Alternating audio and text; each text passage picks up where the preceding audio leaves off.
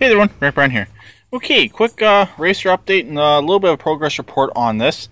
I know you guys are thinking every time you see it, the hood's off, sitting over there, or the hood's up, just like a Ford. Only good Ford is a Ford with the hood up. But it's not the reason why it's off. I figured I'd do a quick overview. I got a new belt on this. Turns out it's actually a 98-inch belt. It is on there. It needs to be adjusted a little bit. I do got a 99-inch. Right here as well, from the same place I got the 98 from. But if I put that on there, it's going to be a little bit too loose. Right now, I got brakes, but it wants to inch a bit. So I'm going to have to adjust the pulleys a little wee bit. I know what I got to do underneath. I'm going to do it right now. But just want to show my oil pressure gauge. Sorry, you're not in frame. Jumps right up. I had it up to right around, I guess it would be 80 or so. 80 Celsius, I guess it would be. I'm not sure what it is. Let me see. Celsius. So I had it up right around 80 for the temperature of the oil. I was just doing a good run with it. And it is starting to get hot out here. So we're supposed to get a little bit of a heat storm this weekend. It's supposed to be not extreme temperatures, just fairly high temperatures.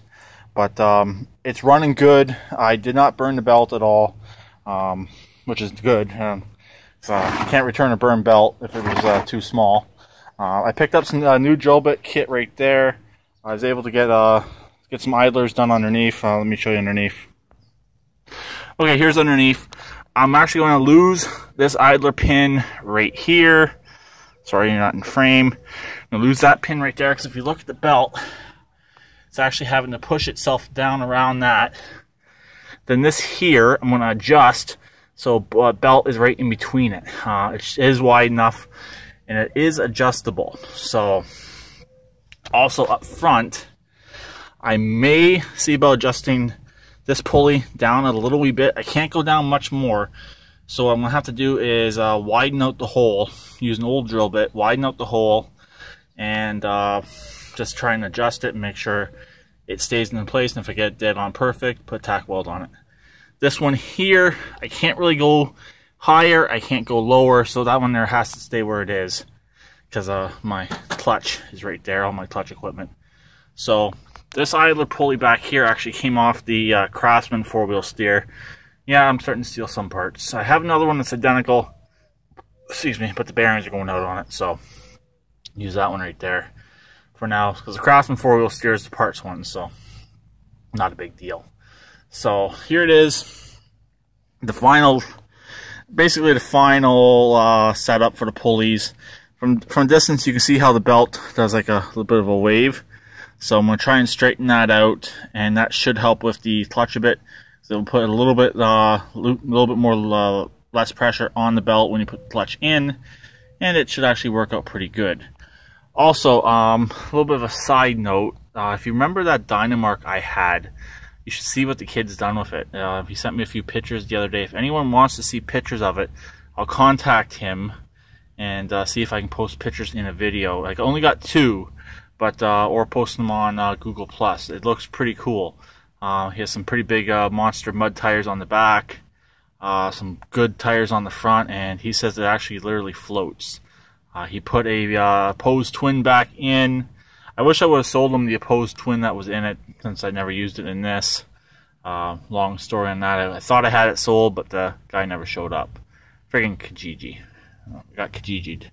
But anyways, that's pretty much it with this. I can either also, just thinking, I can remove this idler right here and move it to the back.